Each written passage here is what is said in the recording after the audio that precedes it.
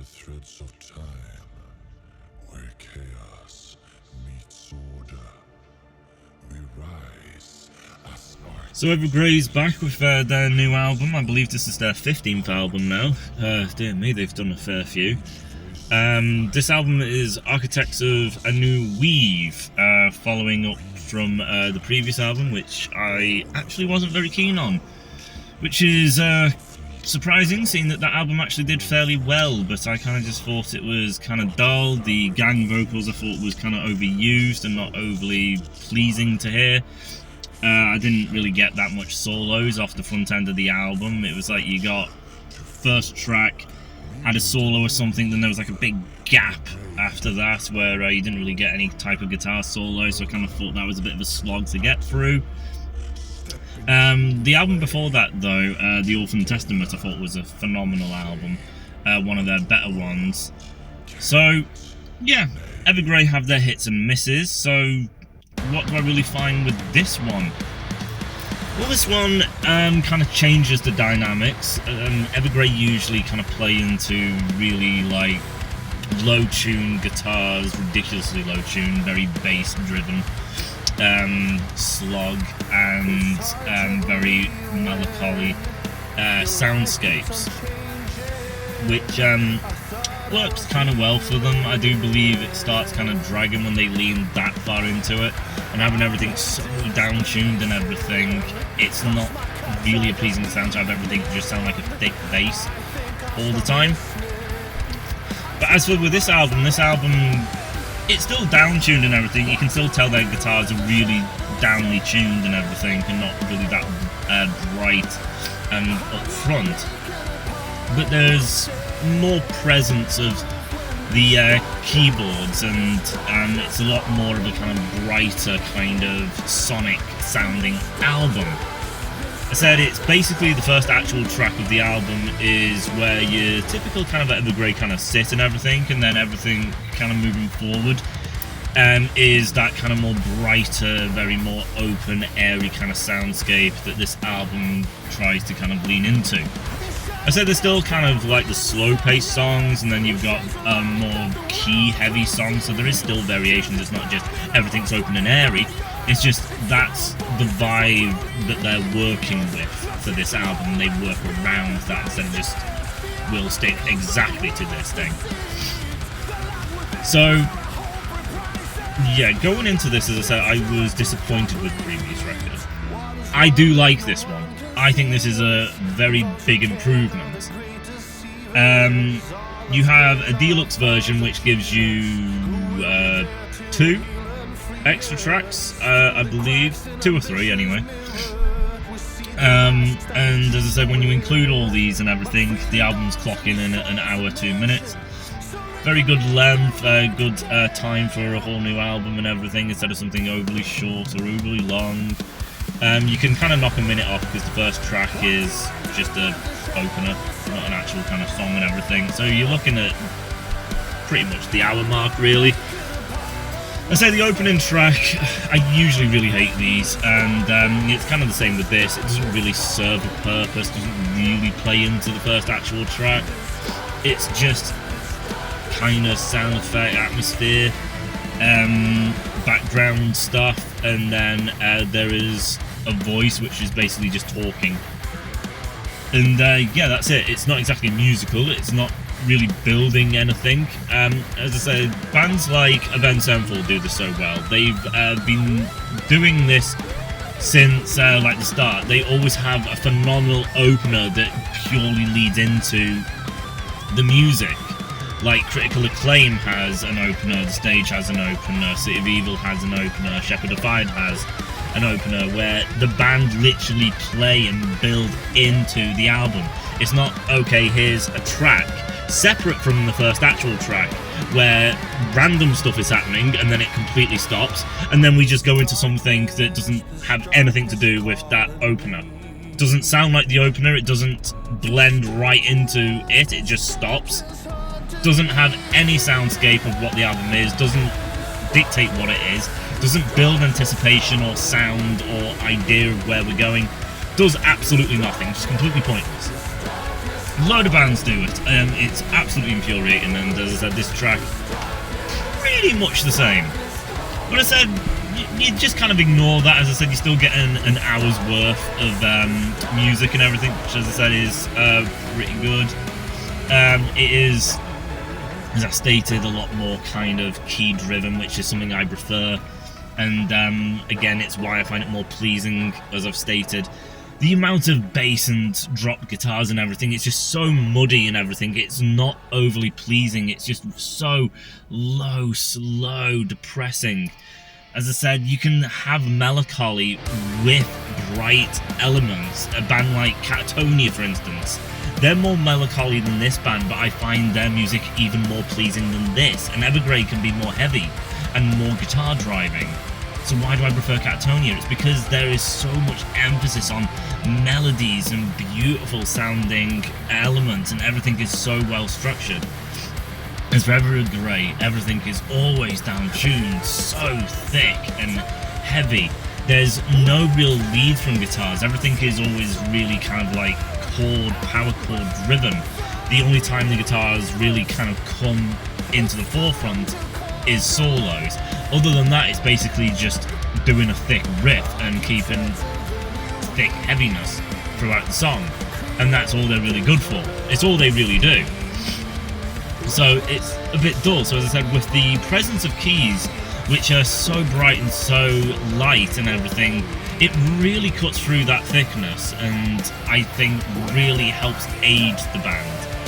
Again, when the guitars kind of cut out and everything, and it's just keys, drums, and Tom's vocals, I think it's a lot more helpful, as well as the kind of soundscape that they're leaning into, which is to be a lot more open and airy and brighter. Even when the guitars are there and everything, the fact that they kind of lean into trying to sound a bit more brighter and upbeat, I think drastically helps where Evergrey kind of is tuned to, at least. So, yeah, I prefer that. I think Evergrey works better like that. A thing that I think Evergrey could improve on, as I mentioned, is the fact that the guitars do always lean into just being chord-based until the solo. Like, a load of people say how good Tom is and Hendrik and everything. I'm not arguing, it's just the fact that when you remove the solos completely, would you be able to tell that Tom and Hendrik are actually talented guitarists? No. Because they don't do anything. They don't show any sort of creativity in the actual verses or the intros or the choruses. As I said, it's basically just heavy riffing and maintaining a heaviness, a riff or something, and just keeping the melody going. And that's it. What would really help, as I said, with the fact that Evergrey has such a thick sound as well, as stated, why don't they actually do lead interludes? Why is there not a riff for an intro and also a lead over that riff? Why don't they have that for a chorus, or a pre-chorus even, or in verses? Just giving some more brightness and melodies and technicality, and also giving more life to a song instead of it just chugging along constantly doing chords, but have a memorable moment of a lead of something that's new and fresh, and just giving more life and breath to a song. I think Evergrey would do absolute wonders if they went down that line. I think that would be a big improvement. As I said, the keys technically do that, where they basically come out on top of the guitars and give that brightness and energy, and they're the most enjoyable part, therefore, of the songs, when them moments actually come to happen. Solos, as I said, I complain about solos quite frequently. Yeah, solos are pretty good on this album. I really, really enjoy them. As I said, you basically get solos on pretty much every track. You get a constant amount until you get into like track 6 or something, and then there's a song which misses it. But it's a real good song that misses it. As I said, it's a real irritation when Evergrey does a song which has no solo and the song is absolutely slow and dragging, and without the solo to really bring life to it, it just brings the whole thing down. So at least that one song's good enough, so I don't mind that. And then the song Leaving the Emptiness, the intro with that, again, what I like about where I think Evergrey should lean into, that bright upbeatness and everything. It's a very great sounding riff compared to just being deep and depressing. And it's interesting that Leaving the Emptiness is kind of main riff and everything sounds a lot like the track kind of following it, not immediately after but 2 tracks after, A Burning Flame. I don't think anyone will be surprised with the fact that that sounds a lot like Leaving the Emptiness. Like, you can tell it's not the exact same riff, it is kind of like it. But again, if a riff is so good, why not kind of just do variations of it? It's like a continuation, like a constant narrative, which is quite nice, so I do enjoy that. But I do find a problem with A Burning Flame, unfortunately, is one of the solos has a quick run. It's the secondary part of the solo, has a quick run which is a lot similar to a solo that came prior in the album, actually, which is a quick run. It's a brighter quick run solo at the start of the album. It might be the first or second track, I don't know which track does it. But then A Burning Flame, it's like it's the exact same run, it's the exact same idea. They've just basically moved it to a different part of the neck, which is higher up the neck instead of down near the body part of the neck, where it sounds brighter and everything. But again, it's the exact same run and same idea. They have a great melodic track, Longing, that is a phenomenal track. Really beautiful, it keeps building and building and building and building, which is beautiful. It's got a kind of old school kind of sound to it. It's a really beautiful track. Instead of, as I said, when you do a melodic track, it's really slow, it's depressing, it's boring, it's a slog.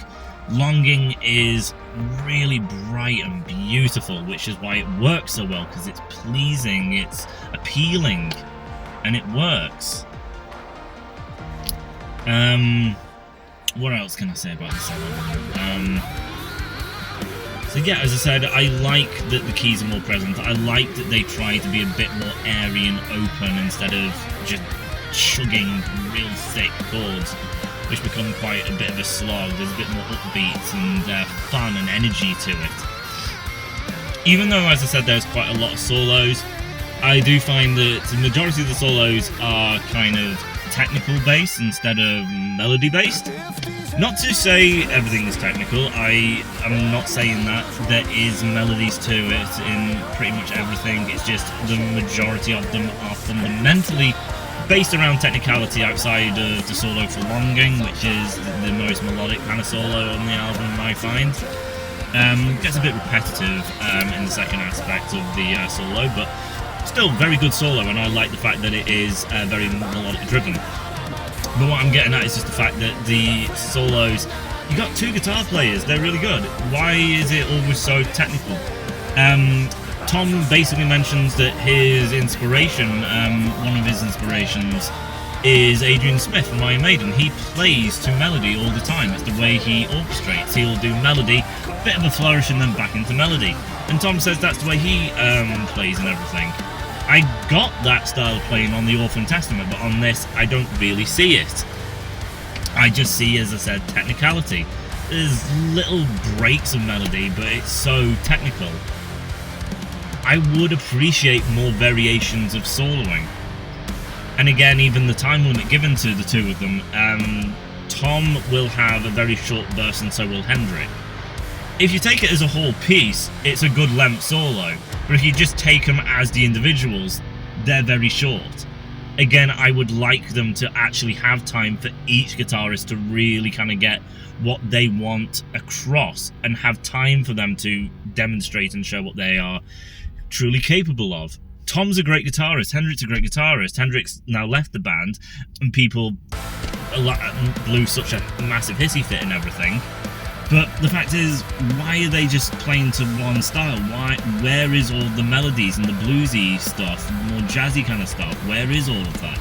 Why are the songs so fundamentally just chord driven, where any guitarist can literally play any of the songs, taking out the solos of course? any guitarist, if you take out the solos, can literally play these songs and do these songs. You are just down tuning your guitar and just playing real thick, heavy stuff. It's not hard, it's not complicated.